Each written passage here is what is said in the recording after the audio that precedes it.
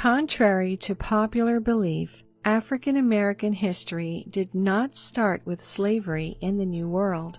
An overwhelming body of new evidence is emerging, which proves that Africans had frequently sailed across the Atlantic to the Americas thousands of years before Columbus, and indeed before the Vikings.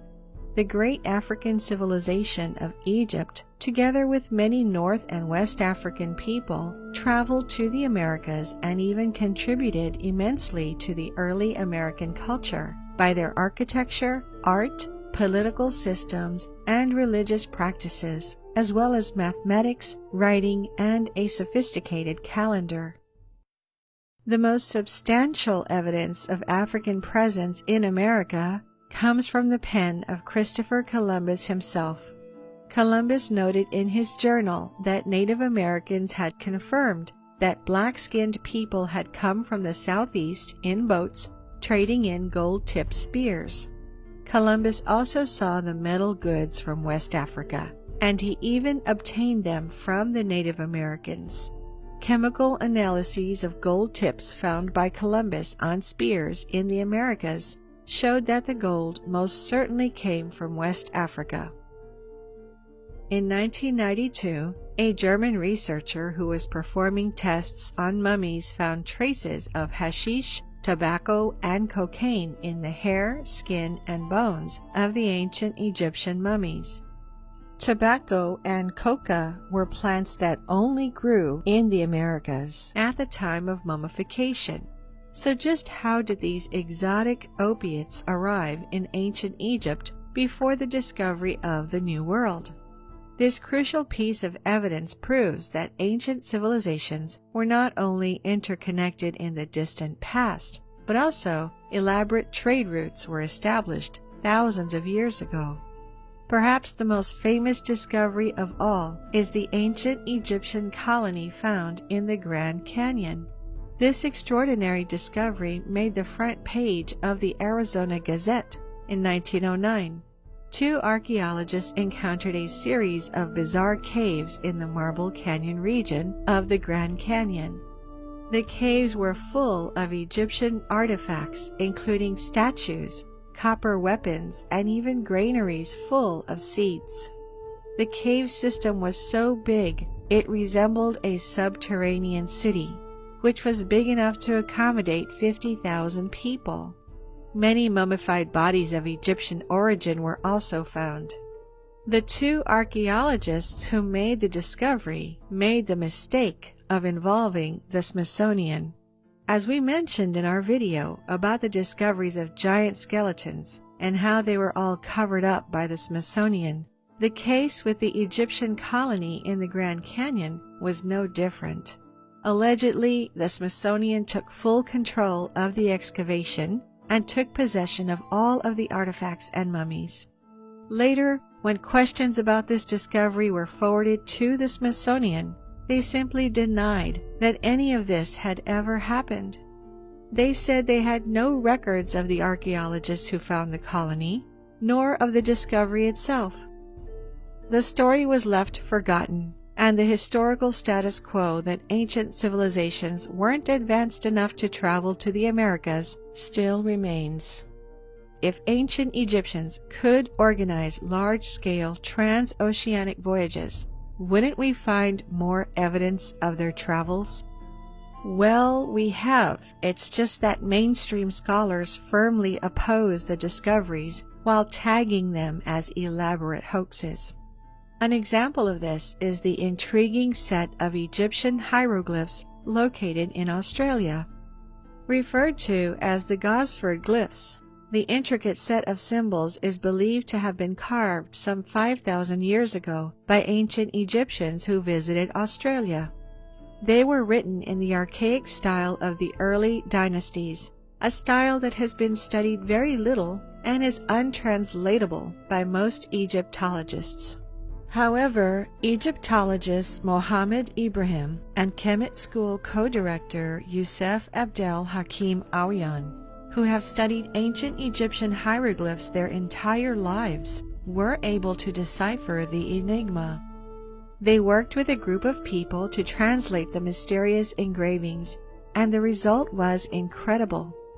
Not only are the mysterious ancient Egyptian hieroglyphs in Australia authentic, but the scribes accurately used several ancient symbols and grammatical variations which, crucially, were not even documented in Egyptian hieroglyphic texts until 2012, proving the glyphs are not a hoax, as people in the 1900s couldn't have possibly used this style of writing. Ancient civilizations are far more advanced than we think. The people of ancient India, for example, knew of modern-day England and called it the Island of the White Cliffs. Their Vishnu Purana describes, to the amazement of many, parts of Europe, the Americas, and even the North Polar zones of our planet. The famous Piri Reis map, which was created by an Ottoman admiral in 1513 using lost ancient knowledge from the Royal Library, depicts with extreme precision North and South America, and most shockingly, it depicts the land of Antarctica before it was covered with ice. Piri Reis further stated that he had used 10 ancient Arab sources and 4 Indian maps to create it. The Olmec civilization was the first significant civilization in Mesoamerica and deemed mother culture of Mexico by some historians. This civilization was apparently dominated by Africans, as it's best known for the colossal carved African heads in central Mexico that serve as even more evidence that Africans sailed to the New World in ancient times. The heads are clearly crafted in the likeness of Africans, as their noses and mouths don't match any other race. The same civilization that created these giant heads was also responsible for introducing the written language, arts, sophisticated astronomy, and mathematics to the Mesoamerican civilization. There have been many instances of archaeologists discovering skulls and skeletons that clearly belong to people of African descent. Polish professor Andrzej Wierzyński revealed the discovery of African skulls at Olmec sites in Tlatilco, Cerro de las Mesas, and Monte Alban. Even more ancient African skeletons that would predate Columbus' arrival in the Americas were discovered throughout Central America and South America, with some even being unearthed in what is now California. Christopher Columbus wasn't the only European explorer who made a note of an African presence in the Americas upon his arrival. Historians reveal that at least a dozen other explorers, including Vasco Núñez de Balboa, also made a record of seeing black people when they reached the New World. The accounts match up with the reports from the natives in Mexico. Nicolas Leon, an eminent Mexican authority, recorded the oral traditions of his people and ultimately kept track of a critical piece of evidence that black people made it to the New World far before their European counterparts. His reports revealed accounts from natives saying that the oldest inhabitants of Mexico were blacks. Nearly all the American races commonly believe that black people visited their continent, and they have many words to designate them. Some people insist that Africans couldn't have made it to the New World first, merely because they didn't have the skill and resources to sail across the Atlantic. As it turns out, that's completely false. Historians have discovered evidence that suggests Africans were masters at building ships, and that it was actually a part of their tradition. As little as 6,000 years ago, the vast Sahara Desert was covered in grassland that received plenty of rainfall. There was a massive lake called Mega Chad, which was the largest body of fresh water on the planet, with an area of 400,000 square kilometers, bigger than the Caspian Sea. African ships often crossed these large lakes to get from place to place and traded with other African civilizations along the way. The Sahara shipbuilding and sailing are over 10,000 years old, and cave wall paintings of ancient ships were displayed in National Geographic magazine years ago. Ancient kingdoms in West Africa have a long history of trade by sail, which made it all the more likely that they eventually expanded their trade to the Americas. With those shipbuilding skills and the navigation skills that were noted by other historians of the time, the myth that Africans wouldn't have been able to sail to the New World becomes officially debunked. As Dr. Julian Whitewright, a maritime archaeologist at the University of Southampton, explained, the voyage from Africa on ancient ships was quite a plausible undertaking, based on the capabilities of the vessel of the period and historical material stating it took place. After expanding their trade to the Americas, the Africans certainly made their mark, as things like African native cotton were soon being discovered all across North America.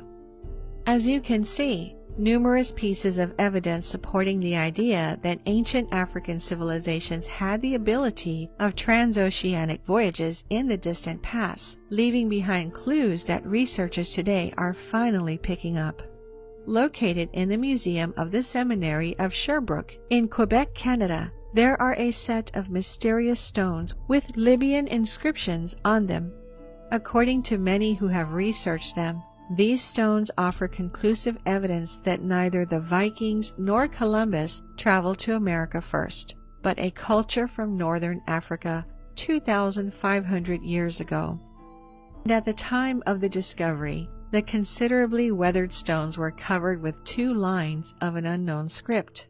Professor Thomas Lee, a Laval University archaeologist, deciphered the inscriptions and confirmed they were written in a Libyan script. He said, "The Libyans would have been operating, in my opinion, out of Carthage, which was a Phoenician city at the time." He added that the inscriptions suggest an ancient expedition from Africa reached the area after sailing up the St. Francis River. The inscriptions are written in a format called boustrophédon, in which you read the first line left to right and the next line right to left. Professor Howard Fell of the Department of Comparative Zoology at Harvard University also believed that the message was in Libyan from North Africa and translated as following: "Thus far our expedition traveled in the service of Lord Hiram to conquer land. This is the record of Hatta, who attained this great river, moored this ship, and cut these words in stone." Dr. Fell is best known for his work in New World epigraphy, and he believes that various inscriptions in the Americas can only be explained by extensive pre-Columbian contact with Old World African civilizations. Professor Fell's work was, unsurprisingly, rejected by most mainstream scholars who firmly reject the notion that African explorers arrived in the American continents around 2,500 years ago. Professor Fell also said that the reference found in ancient African inscriptions, "barbarous lands at the end of the world," definitely described the Americas. The Davenport Stele was unearthed in a burial mound in 1877 in Iowa. It contains a carving of the so-called opening of the mouth ceremony, which is of Nubian and Egyptian origin. Dr. Barry Fell, a Harvard scholar with an avocation for ancient writings, said that Egyptian and Libyan explorers had sailed up the Mississippi River and left this written stone tablet. According to Professor Fell, the Davenport Stele contains a trilingual text in the Egyptian, Iberian Punic, and Libyan languages. Of course, mainstream archaeologists condemned it as a forgery and denied that Africans discovered America.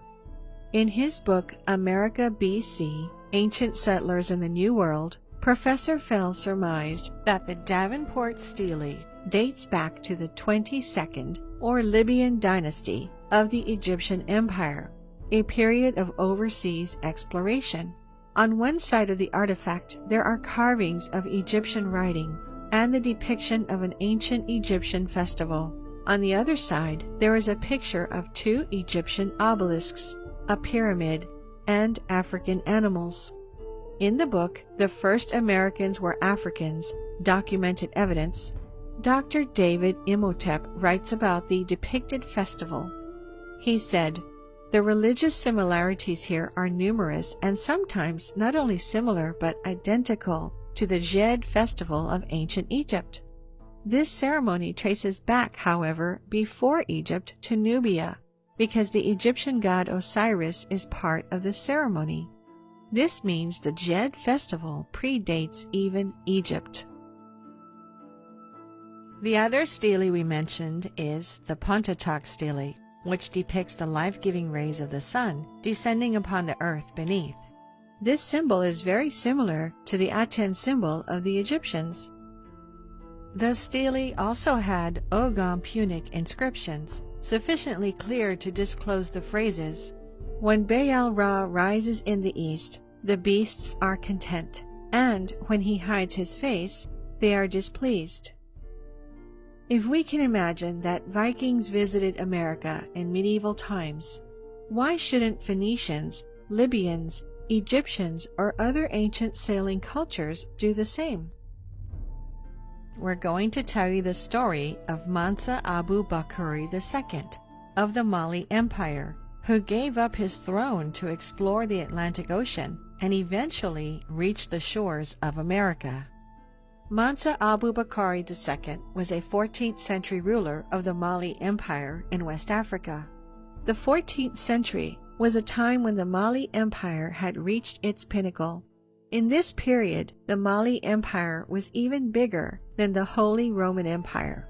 The empire's peace and stability may have allowed a rather bizarre episode in Abu Bakr's reign to take place.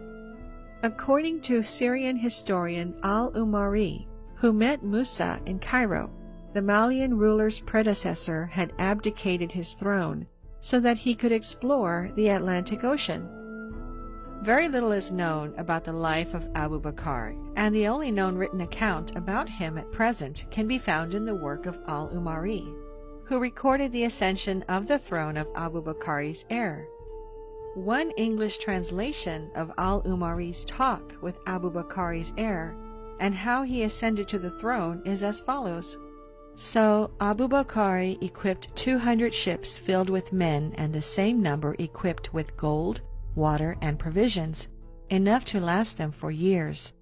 He left me to deputies for him and embarked on the Atlantic Ocean with his men.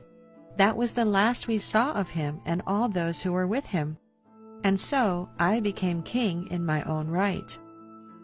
Later, al-Umari writes that a few ships of Abu Bakr returned and tell stories of the mysterious land, and how the ships found a river and entered into the unknown. Whilst the aim of this story was to explain the way in which the heir of Abu Bakr gained the throne of the Mali Empire, heralding the beginning of a new lineage of rulers, there seems to be much more focus in modern times on the actions of Abu Bakr and his discovery of the Americas. Evidence that seemed to support such claims have even been presented.